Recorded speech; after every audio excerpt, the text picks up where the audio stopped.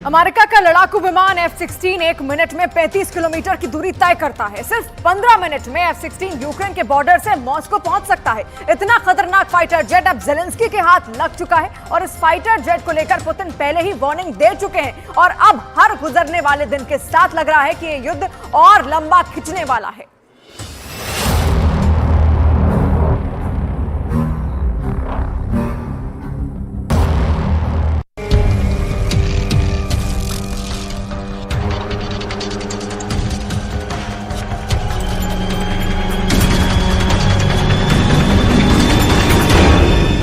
युद्ध अब मॉस्को में होगा।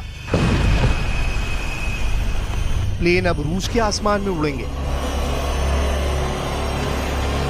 डर अब रूस के लोगों को भी लग रहा है। दर्द अब पुतिन को भी झेलना पड़ सकता है। युद्ध धीरे धीरे शिफ्ट हो रहा है। यूक्रेन सुरक्षित नहीं है।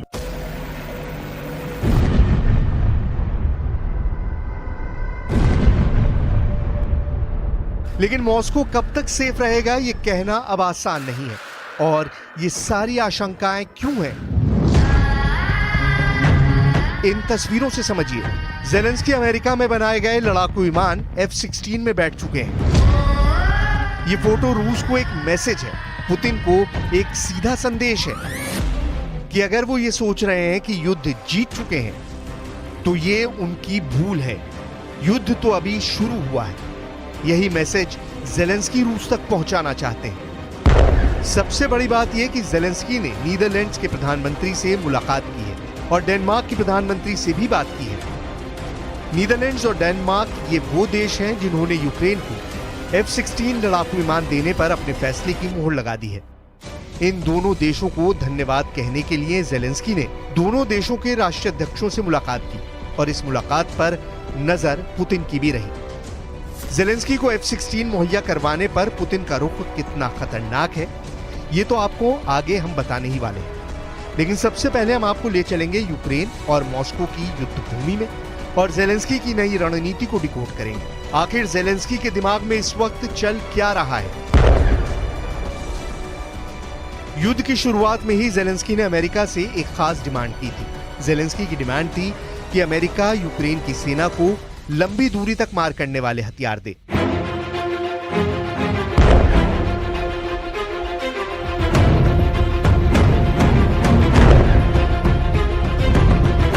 लेकिन ये सब कुछ देने से अमेरिका ने पहले इनकार कर दिया था क्योंकि बाइडेन इस युद्ध की आंच अमेरिका तक नहीं आने देना चाहते थे। ज़ेलेंस्की के पास हाइमार्स रॉकेट लॉन्चर्स ही हैं जो ज्यादा से ज्यादा 150 से 160 किलोमीटर की रेंज में ही कामयाब है।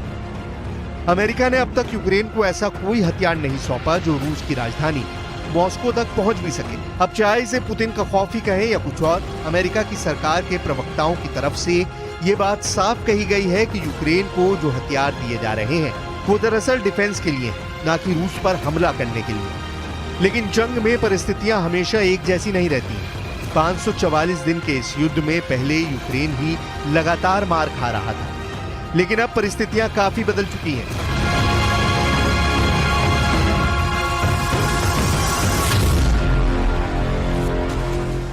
तीन मई को रूस के राष्ट्रपति भवन यानी पुतिन के घर क्रेमलिन पर ही ड्रोन अटैक हो गया।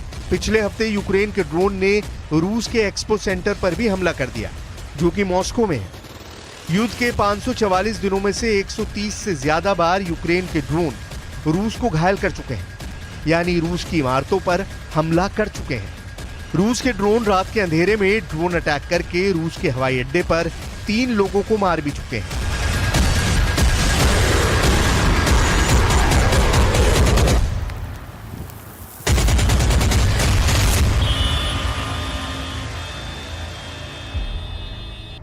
यानी अब युद्ध मॉस्को की तरफ शिफ्ट हो रहा है।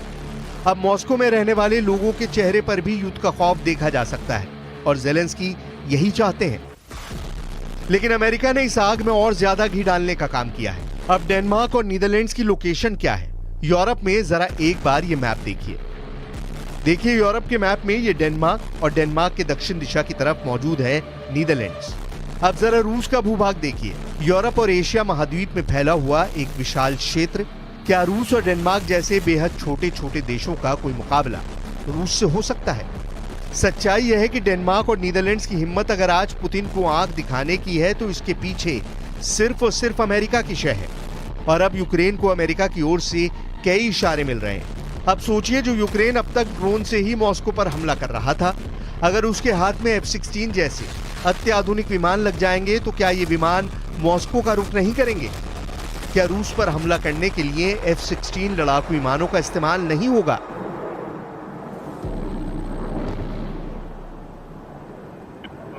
F-16 की गिनती दुनिया के सबसे भरोसेमंद और सुरक्षित लड़ाकू विमान में होती है। इसे अमेरिकी कंपनी लॉकहीड मार्टिन ने बनाया है।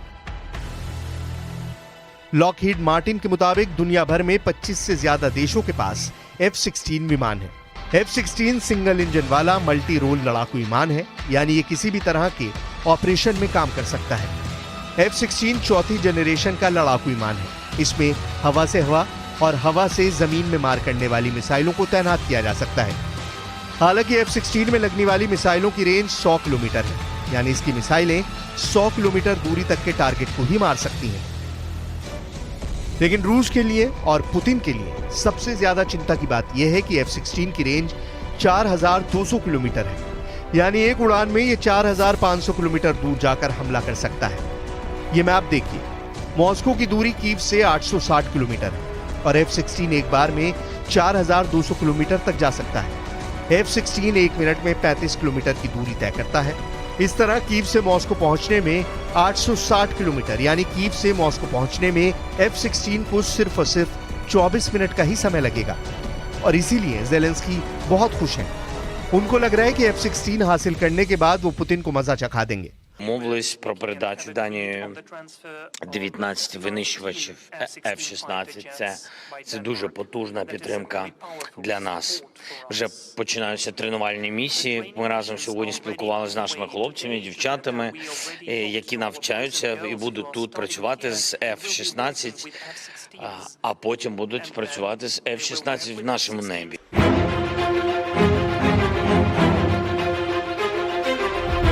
अब रूस इतनी बड़ी ताकत और महाशक्ति है, यूक्रेन कुछ भी कर ले, सिर्फ कुछ दिनों तक ही रूस को टक्कर दे सकता है। जब युद्ध शुरू हुआ तो ज़ेलेंस्की के पास 70 लड़ाकू विमान थे और पुतिन के पास 773 लड़ाकू विमान थे, यानी रूस के पास यूक्रेन से 7 गुना से भी ज्यादा लड़ाकू विमान थे।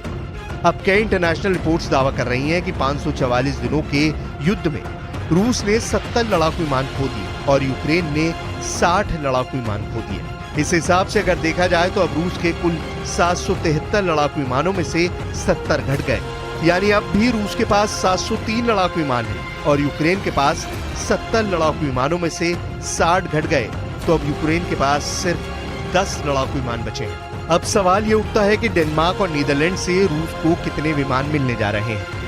जरा नीदरलैंड्स के प्रधानमंत्री का ये बयान सुनिए। उन्होंने खुद कहा कि उनके पास 42 F-16 लड़ाकू विमान है, लेकिन वो कितने लड़ाकू विमान देंगे ये आगे साफ होगा। ज़ेलेंस्की को F-16 मिल गया तो वो कितना खतरनाक साबित हो सकते हैं।